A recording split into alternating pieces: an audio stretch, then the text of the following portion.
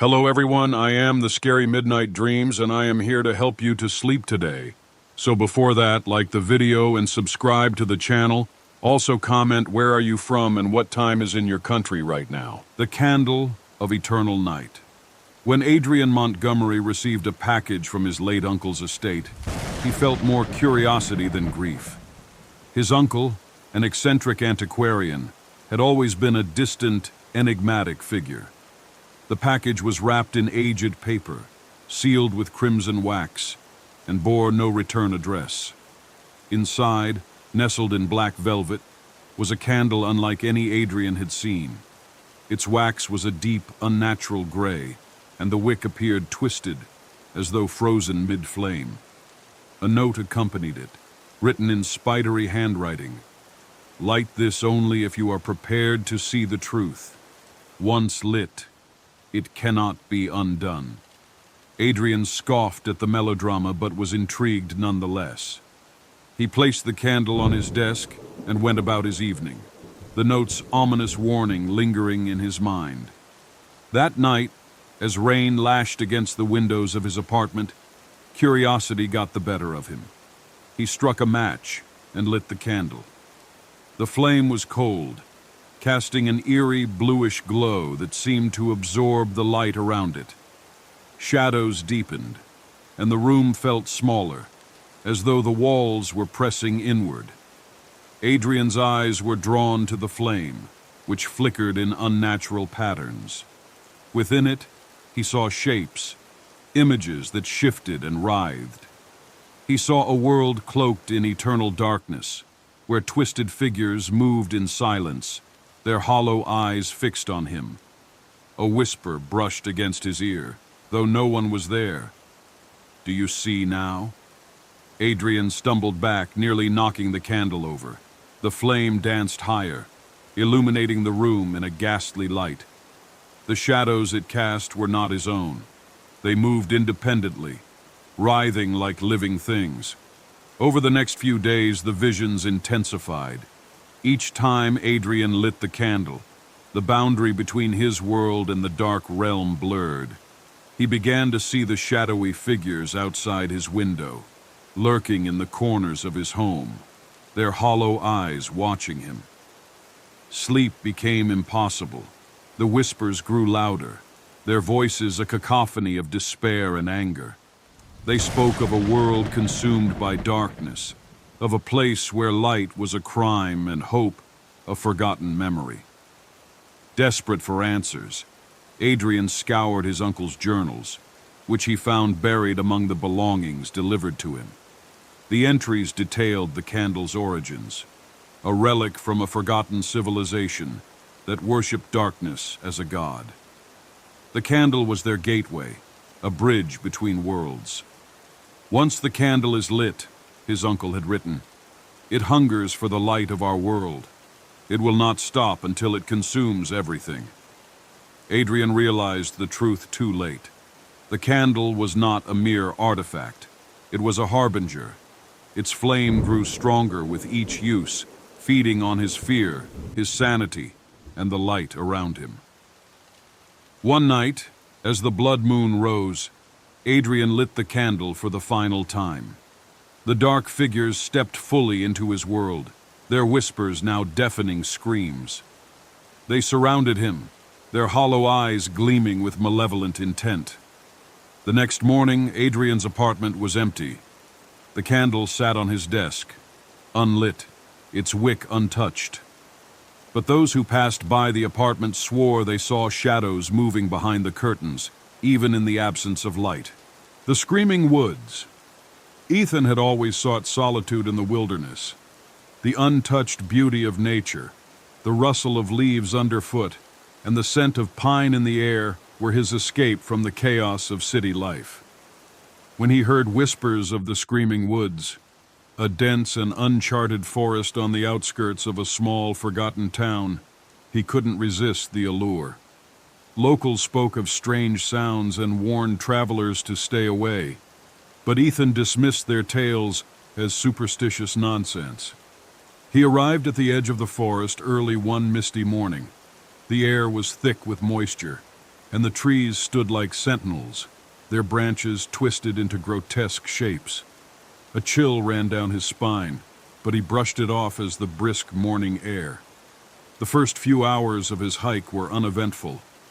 The forest was eerily quiet, devoid of the usual sounds of chirping birds or scurrying animals.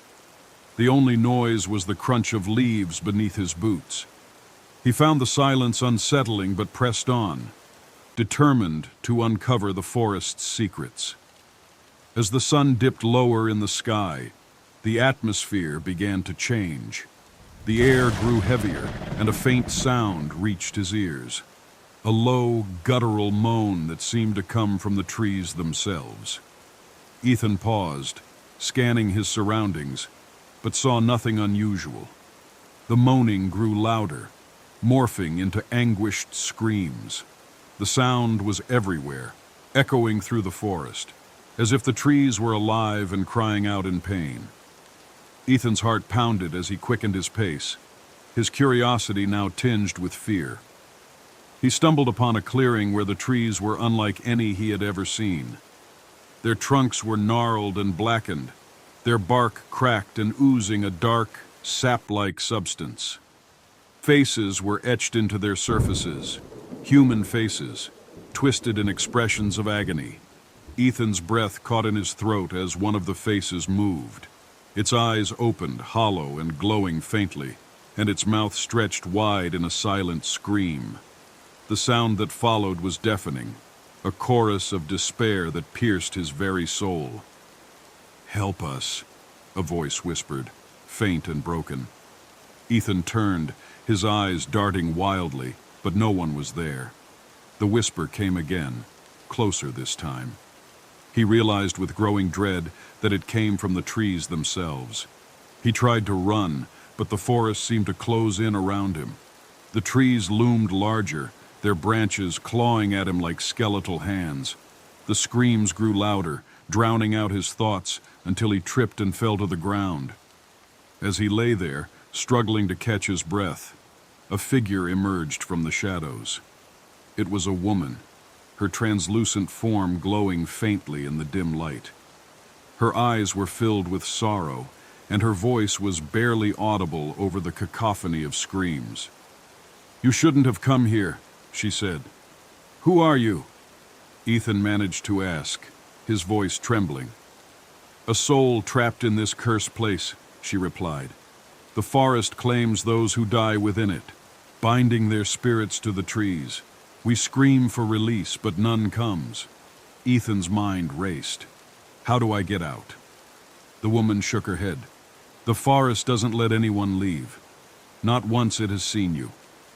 Panic surged through him as the trees seemed to close in further. He scrambled to his feet and ran, ignoring the branches that tore at his clothes and the faces that twisted to watch him pass. The screams followed him, growing louder, more desperate. He ran until his legs gave out, collapsing at the edge of a dark, stagnant pond. His reflection in the water was distorted, his face merging with the twisted shapes of the trees behind him. He screamed, but the sound that escaped his lips was not his own. It was the voice of the forest. Ethan's vision blurred as darkness consumed him. When he awoke, he was no longer himself. His body was gone, his soul tethered to the bark of a gnarled tree.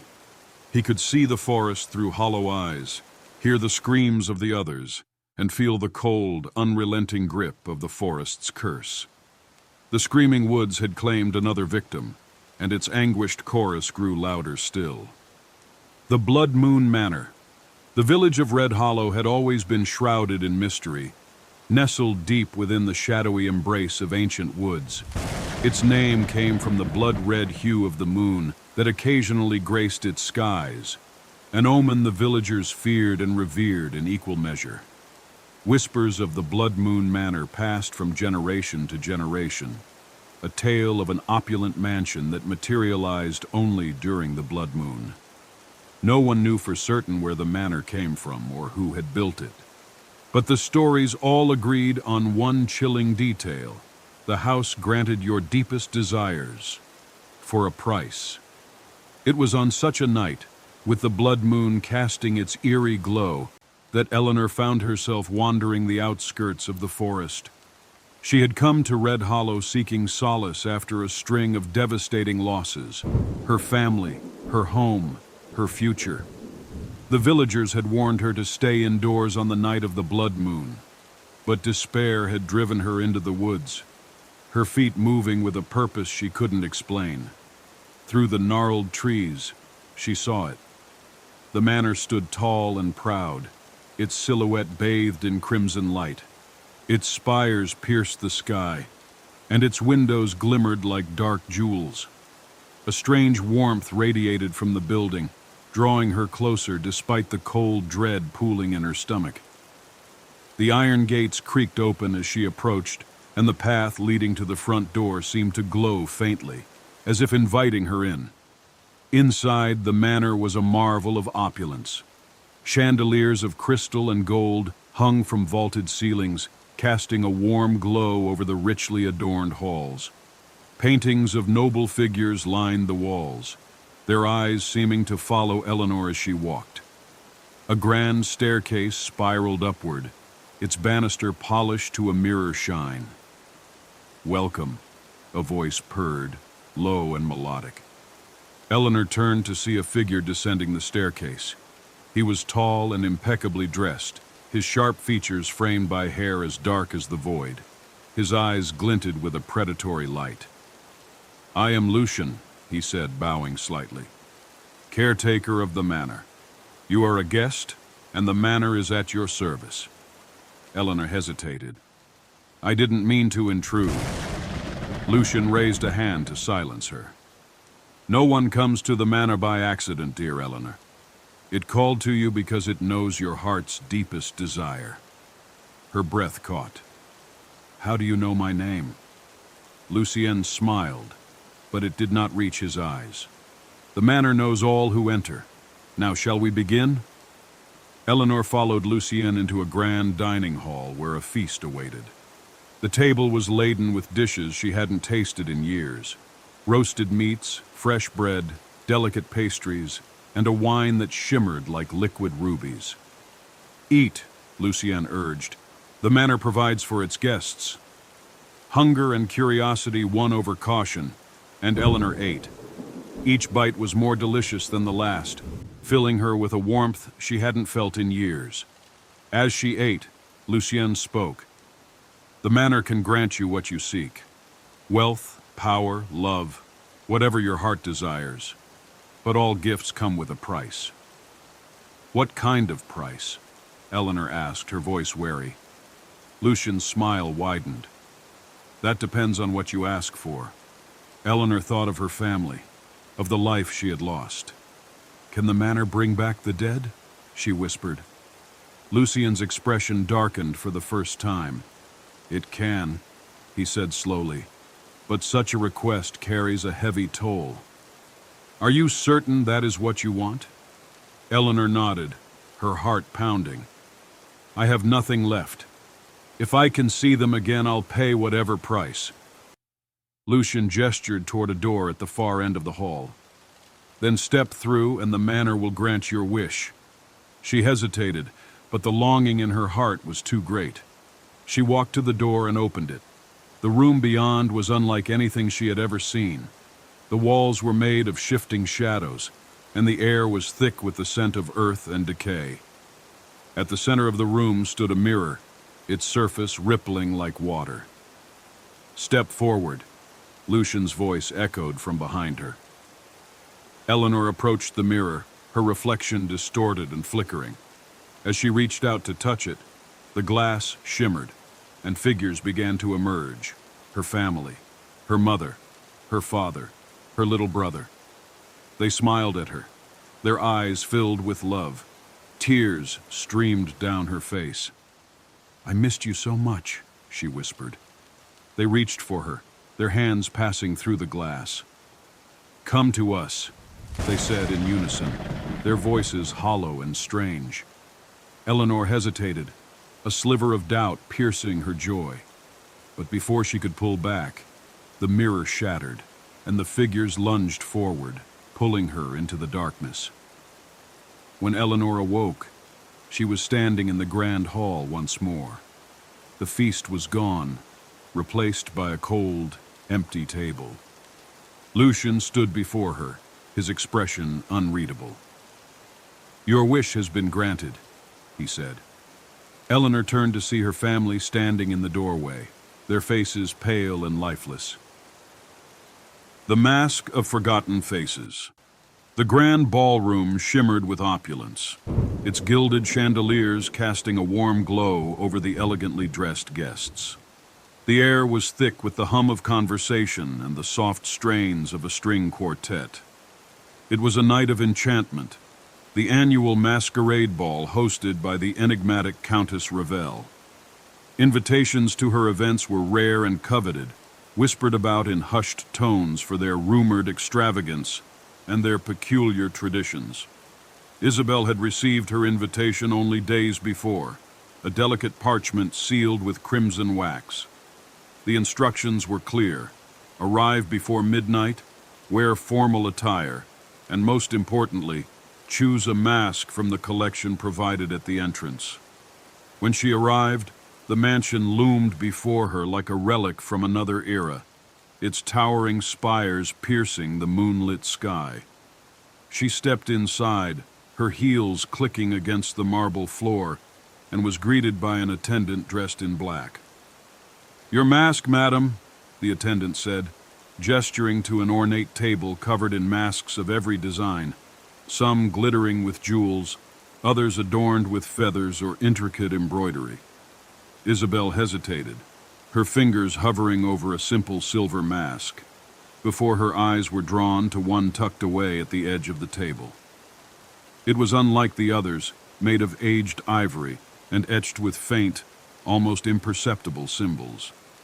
The hollow eyes seemed to watch her, and an inexplicable chill ran down her spine as she picked it up. "An excellent choice," the attendant murmured, though his tone carried an edge of something that felt like warning. As she fastened the mask over her face, a strange sensation washed over her. A fleeting dizziness, a whisper at the edge of her consciousness. She shook it off and entered the ballroom, her heart quickening at the sight of the dazzling crowd. The evening unfolded like a dream. Isabel danced with strangers whose laughter echoed in her ears, their faces hidden behind masks as intricate as her own. But as the hours passed, she began to notice something odd. The air grew heavier, and the laughter turned hollow, the voices distorted as though coming from far away.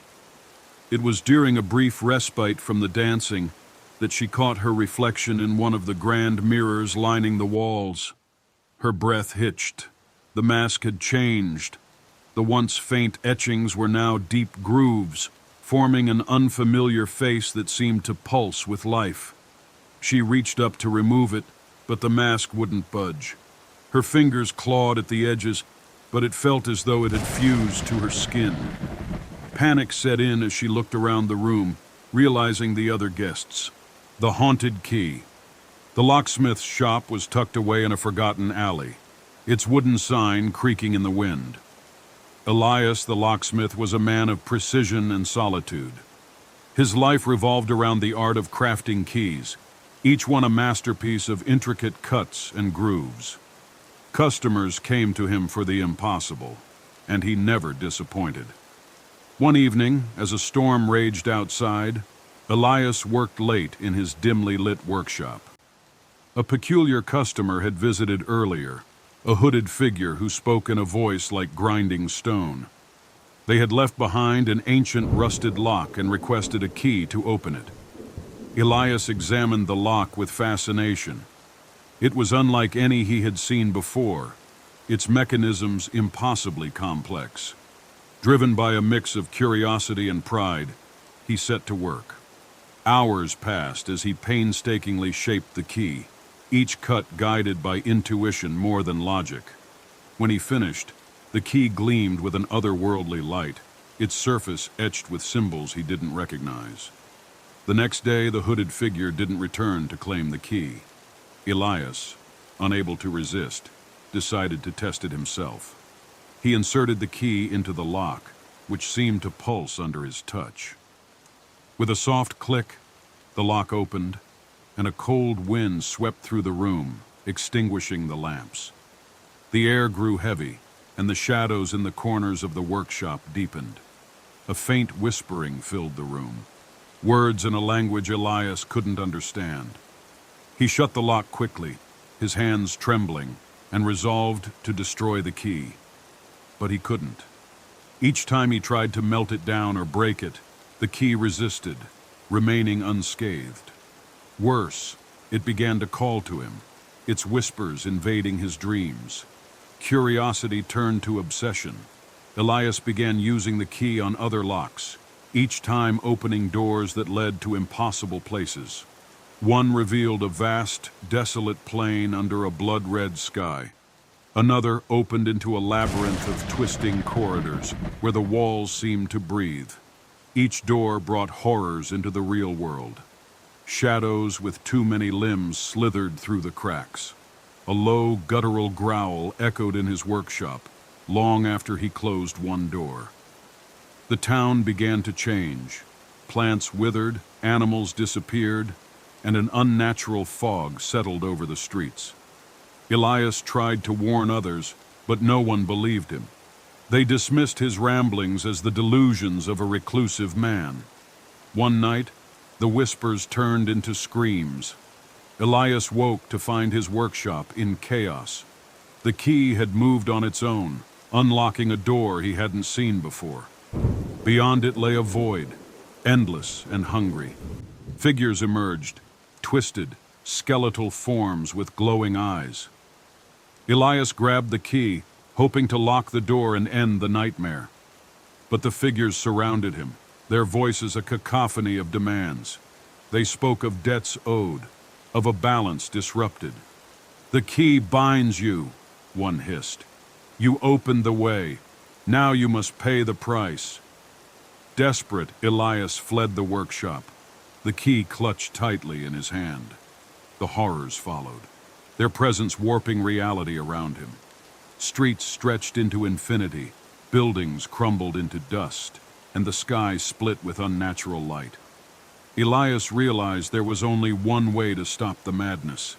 He returned to the workshop, the key growing heavier with each step.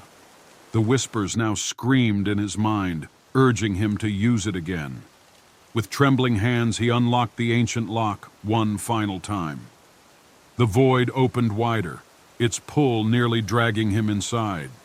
Summoning every ounce of strength, Elias hurled the key into the abyss and slammed the lock shut. The town slowly returned to normal, the fog lifting and life resuming. But Elias was never seen again. His workshop remained untouched, the lock sitting on his workbench, silent and unassuming. Some say the key still exists, waiting for someone foolish enough to craft it anew. And when they do, the horrors will return, hungrier than ever. The sirens curse. The sea was calm that night, its surface reflecting the pale glow of the moon. Captain Elias Harrow stood at the helm of his modest fishing vessel, the Mariner's Grace. The crew had retired below deck, leaving him alone with the rhythmic lapping of waves and the distant cry of gulls. It was a peaceful moment, one he rarely experienced in his years at sea. But peace is often the prelude to calamity. A faint sound reached his ears, a cry, soft and mournful, carried by the wind. Elias froze, straining to hear. It came again, clearer this time, the desperate plea of a woman drowning. Without hesitation, he grabbed a lantern and peered into the darkness. "Man overboard!" he shouted, though the crew remained oblivious below. He spotted her then, a figure thrashing in the water, her pale arms flailing against the tide. Elias acted quickly, lowering a lifeboat and rowing toward her. As he approached, the woman's movements grew weaker, her cries fading. "Hold on!" he called, reaching out to pull her aboard. Her skin was cold, her body trembling. Long dark hair clung to her face, and her eyes, emerald green and unnervingly bright, locked onto his. "Thank you," she whispered, her voice like a melody. Back on the ship, Elias wrapped her in a blanket and offered her water. She drank greedily, her gaze never leaving his. The crew, now awake and gathered around, murmured uneasily. Something about her presence unsettled them, though none could articulate why. "Where did you come from?" Elias asked gently. "I was lost," she replied, her voice soft but carrying an otherworldly weight. "The sea took everything from me." The men exchanged wary glances, but Elias dismissed their unease. She was a survivor, and it was their duty to help her. That night, the woman stayed in Elias's cabin. He lay awake in his hammock, listening to the rhythmic sound of her breathing. But as the hours passed, a strange sensation crept over him. A pull, deep and insistent, as if the sea itself were calling him. He rose and approached her. She was sitting upright, her eyes glowing faintly in the darkness. "Come closer," she said, her voice a siren song that pierced his very soul. Elias obeyed, though his mind screamed to resist. Her hand shot out, gripping his wrist with an unnatural strength. Her nails bit into his skin, drawing blood. "You saved me," she said, her tone both grateful and menacing. "Now you are bound to me." A searing pain shot through his arm, and Elias cried out.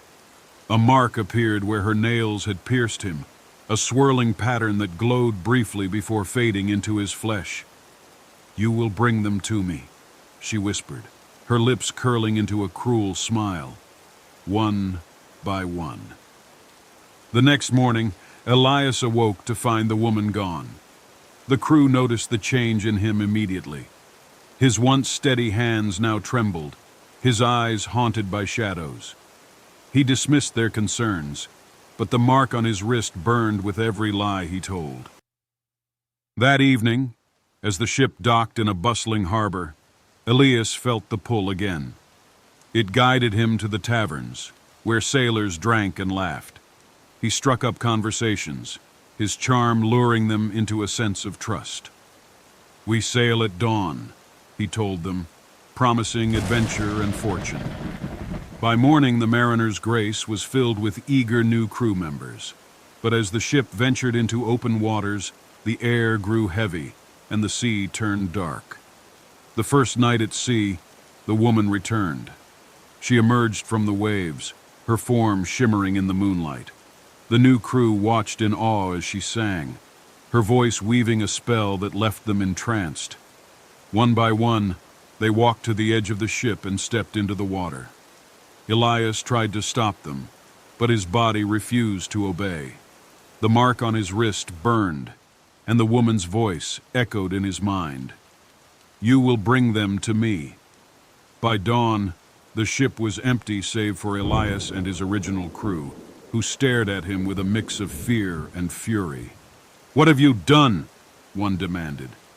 Elias couldn't answer. The weight of his curse pressed down on him, suffocating and relentless. Weeks turned into months, and the cycle repeated. Each port brought new victims, each voyage ending in tragedy. The woman, now known to Elias as Serena, appeared after every sacrifice, her beauty masking the horror of her true nature. "You can end this," she told him one night, her voice dripping with false compassion. "Give yourself to me, and I will release the others." Elias considered it. The guilt was unbearable. The lives lost a stain on his soul. But he couldn't bring himself to surrender. Instead, he sought a way to break the curse. He scoured ancient texts, consulted mystics, and followed every lead, no matter how implausible. Each attempt failed, the mark on his wrist growing darker with each passing day. One stormy night, Elias made his final stand. He steered the Mariner's Grace into uncharted waters, where the waves rose like mountains and the wind howled with fury.